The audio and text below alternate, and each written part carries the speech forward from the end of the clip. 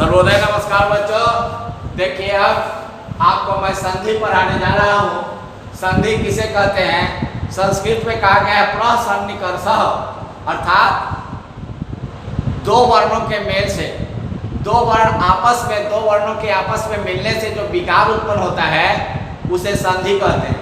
संधि और संयोग दो चीज होता है। संयोग का मतलब भी होता है मिलन, मिलना, जोड़ना, और संधि का मतलब भी होता है जोड़ना। तो जब दो वर्ण बिना विकार या परिवर्तन किए आपस में मिलते हैं तो उसे हम संयोग कहते हैं। और दो वर्णों में के मेल से जो विकार उत्पन्न होता है उसमें परिवर्तन आते हैं तो उसको हम कहते हैं संधि।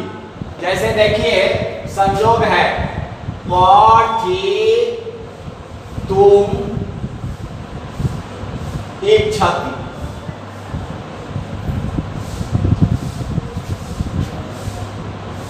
पठी तु मिच्छति।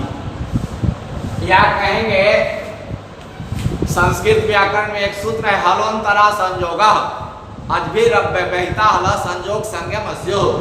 दो व्यंजन वर्ण, केवल व्यंजन वर्ण आपस में मिलते हैं और उसमें कोई विकार उत्पन्न नहीं होता है तो उसको हम महत् जोड़ त्वम, महत्वम, तत् जोड़ त्वम, तत्वम, तत् जोड़ त्वम, ये तत्वम, ये सब संयोग है। दो वर्ण तो आपस में मिलते हैं लेकिन कोई विकार उत्पन्न नहीं होते हैं, ज्यों के तो आपस में मिल जाते हैं तो उसको हम संयोग कहते हैं। क्या कहते हैं? संयोग कहते हैं, संयोग।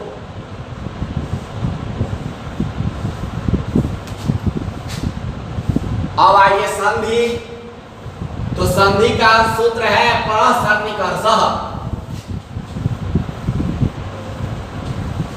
प्रसन्निकर्षः अर्थात दो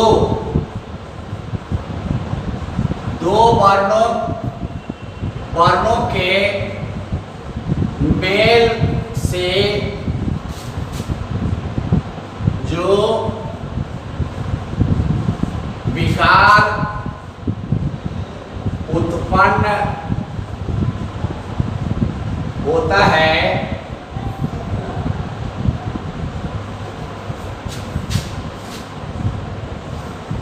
उसे संधि कहते हैं। जैसे विद्या जोड़ अर्थी। अब यहां विद्या में आ है, अर्थी में अ है, तो आ और अ मिलने से आ हो गया, इससे हुआ विद्यार्थी। दूसरा उदाहरण देव जोड़ ऋषि। अब यहां देव में अ है, देव में अ है, और ऋषि में ये री है, तो अ और ई मिलने से और होता है, और गुण होता है। ये देखिए देव जोड़ ऋषि, देवर्षि। इसका नियम है कि अ या आ के बाद यदि ई आए तो ए होता है, उ आए तो ओ होता है, और ई आए तो अर होता है। तो ये देव जो ऋषि, देवर्षि, अ और री के मिलने से अर गुण हुआ है, इसी को हम कहते हैं संधि।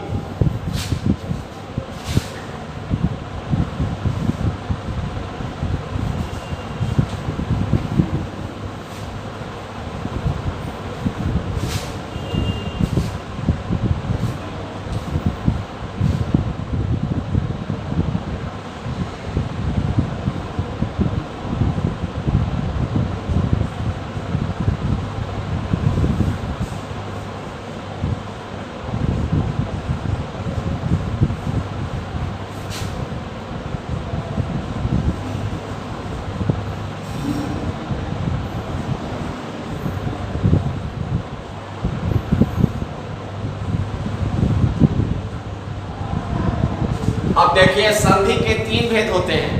संधि के तीन भेद होते हैं। पहला है स्वर संधि,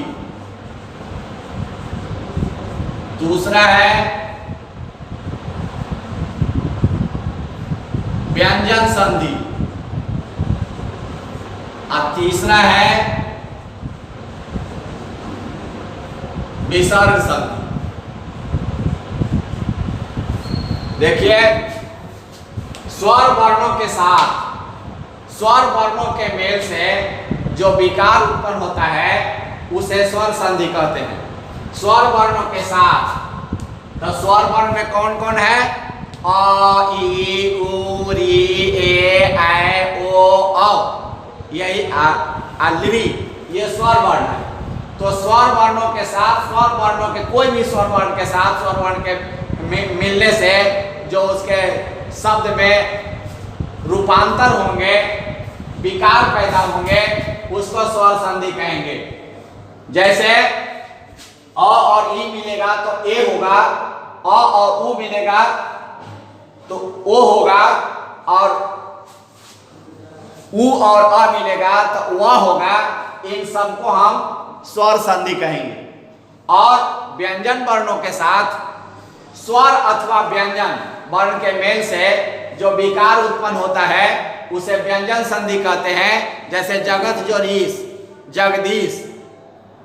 और विसर्ग वर्णों के साथ स्वर अथवा व्यंजन वर्णों के मेल से जो विकार उत्पन्न होता है उसे हम विसर्ग संधि कहते हैं। जैसे मना जोर हर, मनोहर। प्रथमः जोर अध्याय, प्रथमोध्याय। नि जोर रोग, निरोग। तो ये सब विसर्ग संधि है।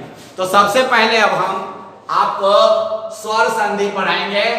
आप देखें,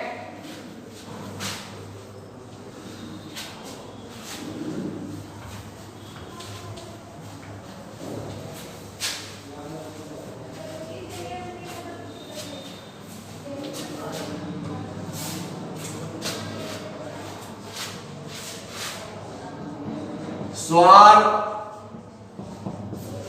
वर्णों के साथ स्वर वर्णों के मेल से जो विकार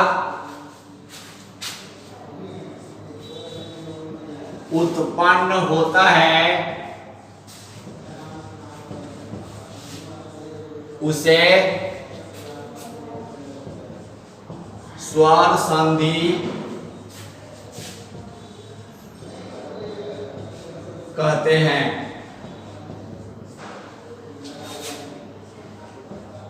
जैसे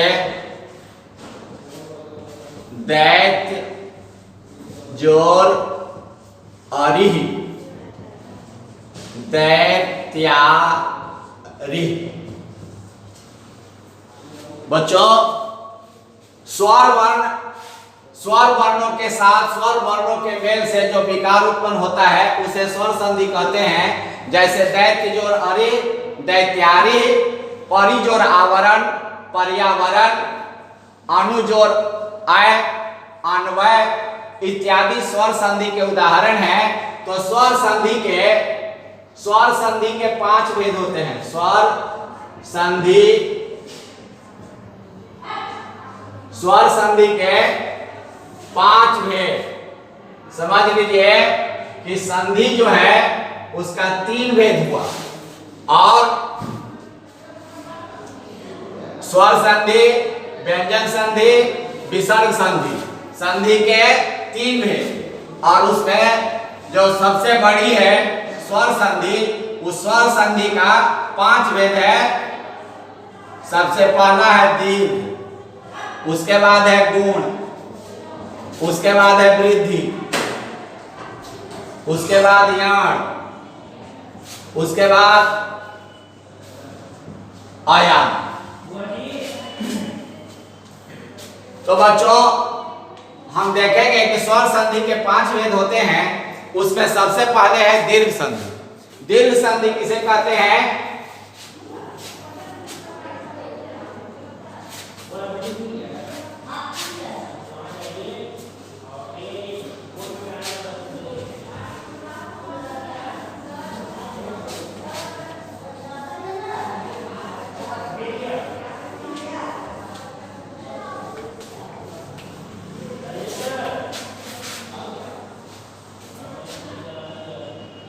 संधि के 5 भेद होते हैं, दीर्घ संधि, गुण संधि, वृद्धि संधि, यण संधि और अयादि संधि। उसमें सबसे पहले हम दीर्घ संधि, दीर्घ संधि ये कहता है ह्रस्व या दीर्घ, अ ई उ और वी।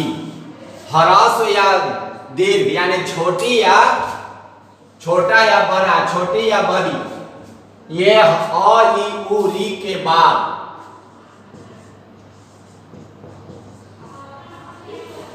यदि पुनः ह्रस्व या दीर्घ अ ई उ री आए तो दोनों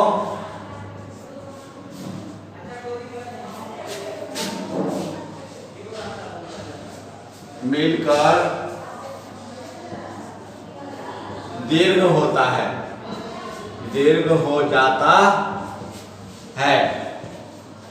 जैसे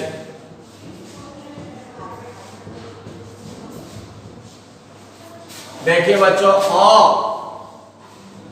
और अ मिलेगा तब आ होगा, अ प्लस आ तब भी आ प्लस अ तब भी आ, और आ प्लस आ तब भी आ होगा। इसी तरह ई प्लस ई दीर्घ, ई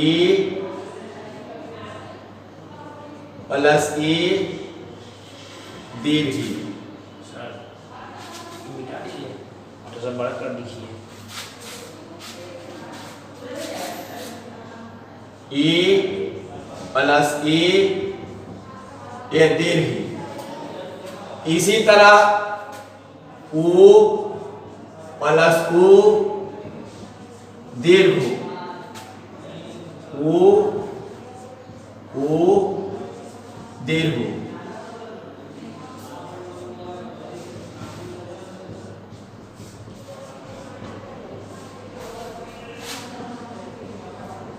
री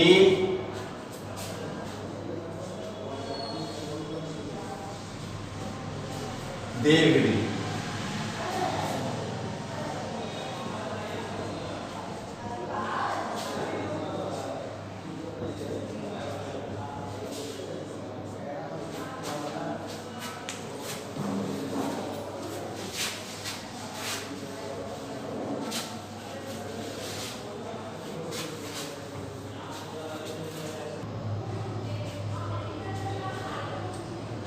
देखिए बच्चों, अब दैत्य जोर औरी, अब इसमें ये अ और अ, दैत्य यहाँ अ प्लस अ मिला है तो यहाँ आ हो गया दैत्यारी।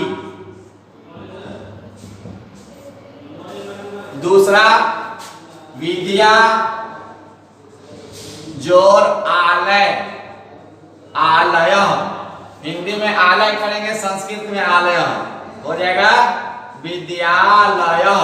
यहाँ आ प्लस आ प्लस आ हुआ तब आ हो गया। अब विद्या जोर अर्थी आ प्लस अ मिलता है तो आ होता है। इसी तरह ई प्लस ई मही जोर ईस, मही जोर ईसा महिषा। यहाँ ई प्लस ई मिला। भानु जोर उदय, भानुदय। पितृ, ये पितृ में देखिए री है और रीन में भी री है, तो री री मिलकर दीर्घ री हो गया पितृन। सर एक बार फिर से इसी को बोला फिर से। आप सामने खड़े थे ना, दिखाई नहीं। देखिए री प्लस री, जैसे पितृ, पितृ प्लस रीन, रीनम, तो पितृ में री है और रीनम में भी री है। ये री री दोनों मिलकर दीर्घ री हो गया पितृनम, यानी पितृऋणम। पितरों का कार्य को पितृन कहते हैं, पितृऋण। मिटा दीजिए पूरा।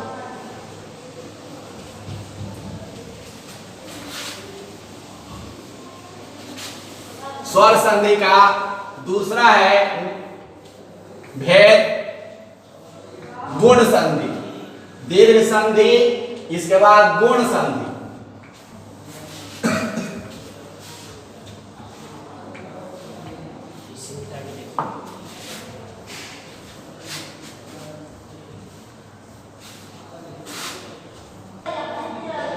और इसका सूत्र लिख रहे हैं। गुण संधि का सूत्र है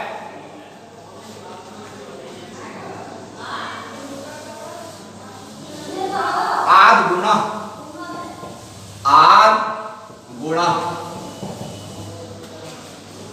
आद गुणा का मतलब होता है ओ या आ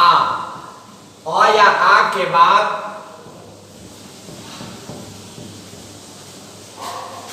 यदि ई आए तो ई, ऊ आए तो ओ,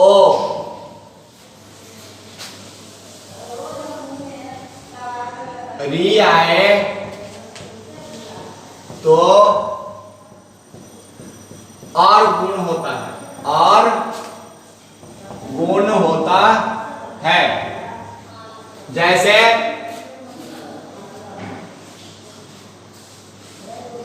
देखिए बच्चों, देव, तो देव में अ है और देव जोड़ ईस, उसके बाद ई आया, तो ई के अ के बाद आया ई, तो ई के ए हो गया, ई के हो गया ए। देव जोड़ ईस, देवेश। दूसरा उदाहरण है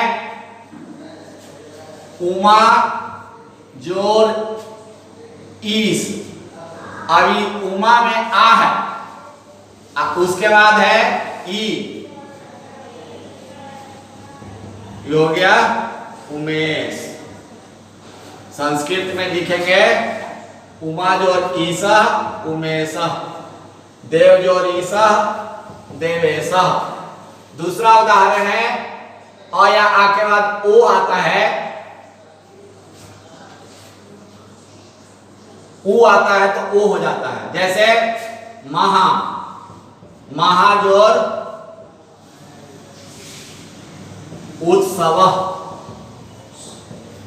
महा में आ है, उसके बाद ऊ आया तो ऊ के स्थान पर ओ हो गया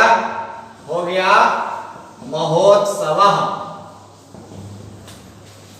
तीसरा है अ या आ के बाद, जैसे देव जोड़ ऋषि, अ है, उसके बाद री आया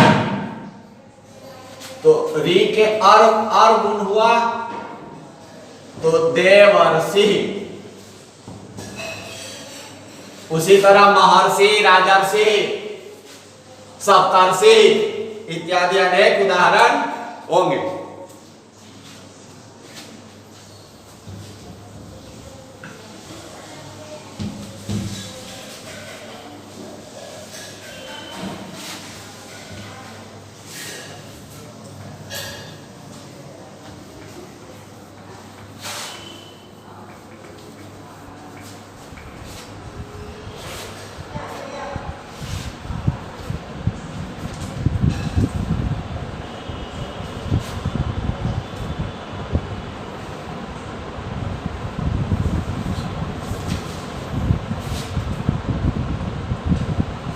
तीसरा है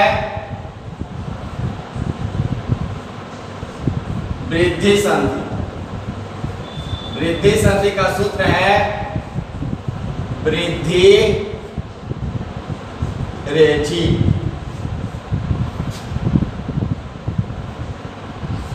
इसका मतलब हुआ अथवा आ के बाद यदि ई अथवा आए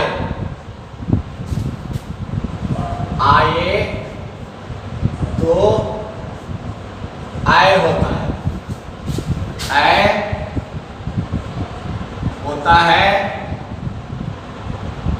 ओ अथवा औ आए तो औ होता है। जैसे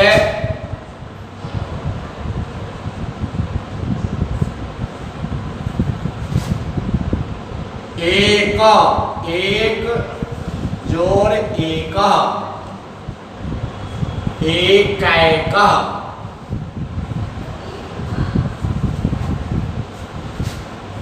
जल, और एक में अ है, उसके बाद अ के बाद ए आया तो यहां आय हो गया। जल जोड़ ओघा, ओघा, अ प्लस ओ हो गया आओ। जल जोड़ ओघा,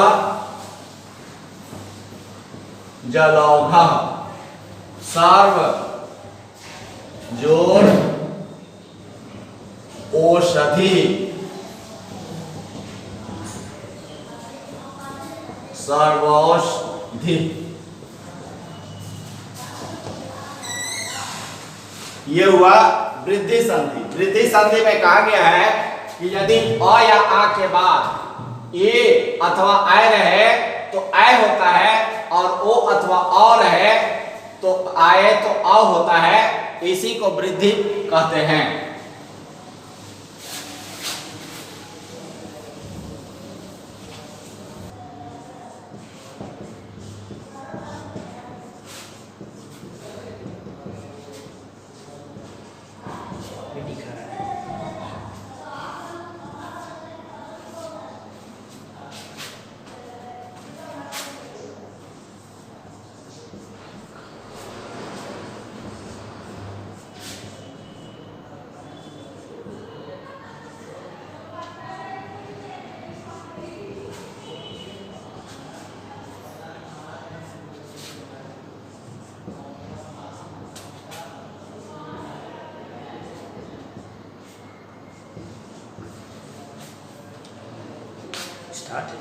बच्चों, चौथा भेद है स्वर संधि का यण संधि। यण संधि का सूत्र है इको यण थी।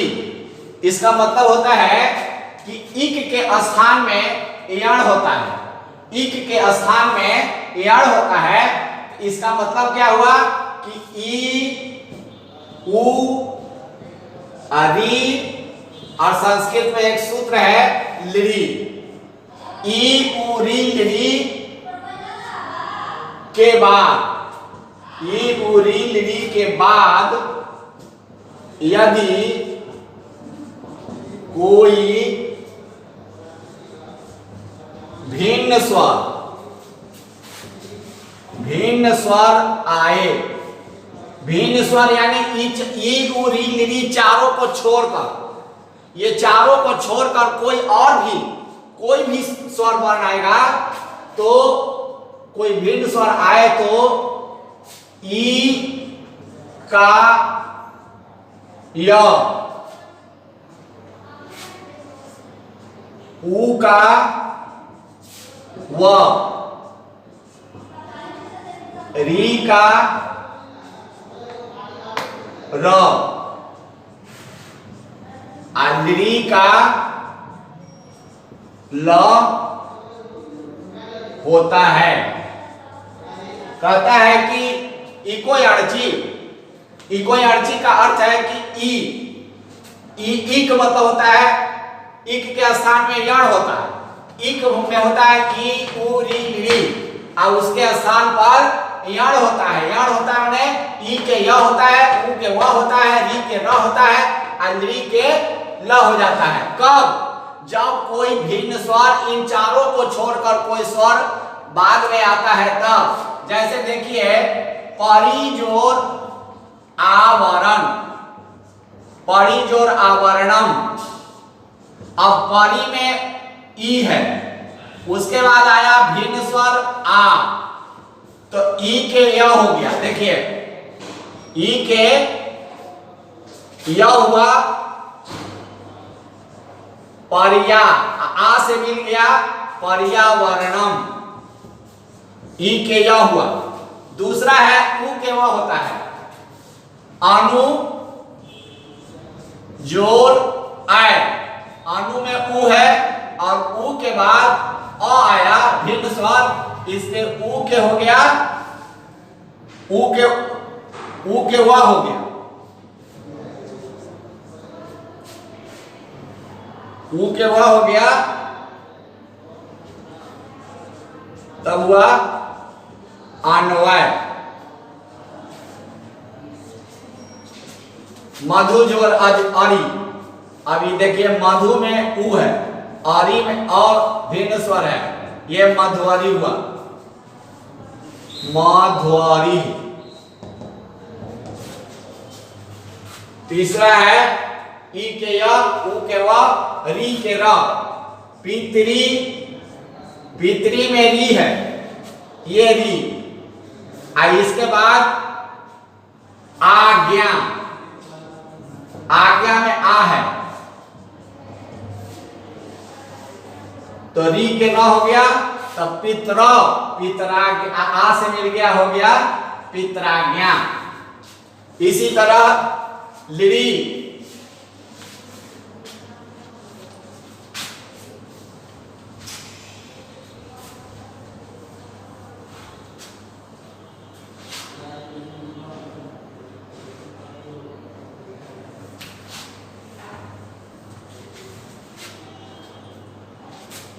लृ प्लस आकृति।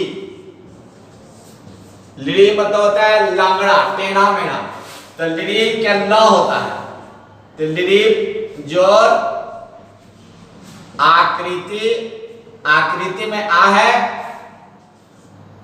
तो लृ के हो गया ल, और आ से मिल गया, हो गया ला कृति। इसको कहते हैं यण संधि। ई उरी लृ के बाद यदि कोई भिन्न स्वर आए, ई उरी लृ के बाद यदि कोई भिन्न स्वर आए, तो ई के य, उ के व, री के र और लृ के ल होता है। इसको हम कहते हैं यण संधि।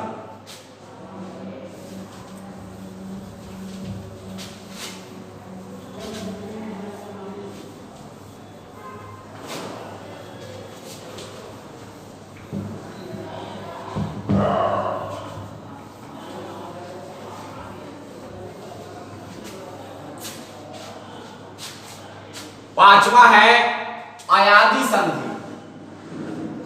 पांचवा भेद है अयादि संधि।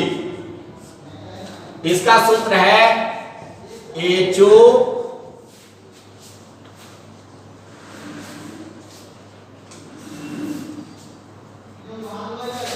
एचो अयवा याव। एच प्रत्याहार है, कहता है एच प्रत्याहार ए आई ओ औ।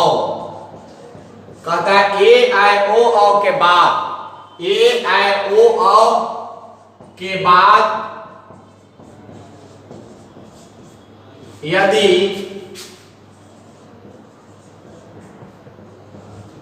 कोई भिन्न स्वर आए तो ए का आय का आय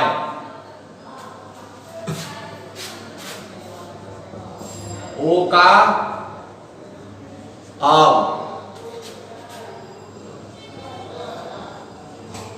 का आव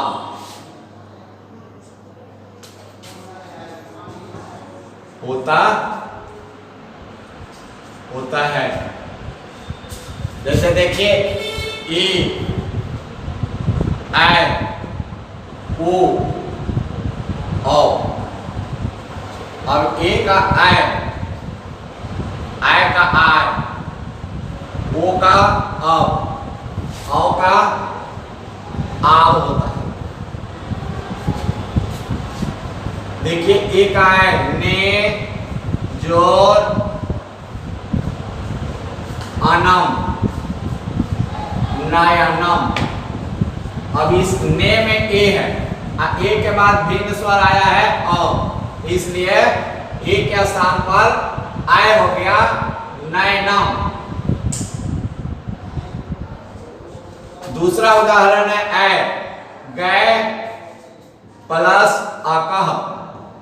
एक गै में ऐ है, ऐ के बाद भिन्न स्वर अ आया है तो आय के हो गया आय, हो गया गायक।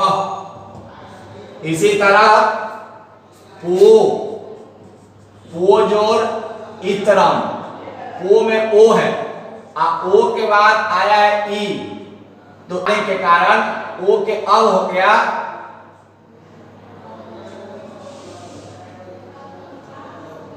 ओ जो इतरा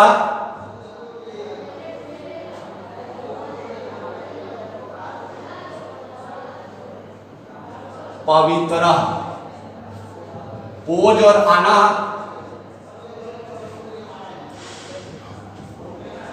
पावना।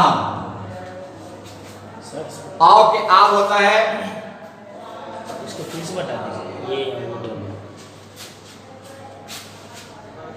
आओ के आव होता है, जैसे पाव, पाव में आव है, और पौज और अकह पावक।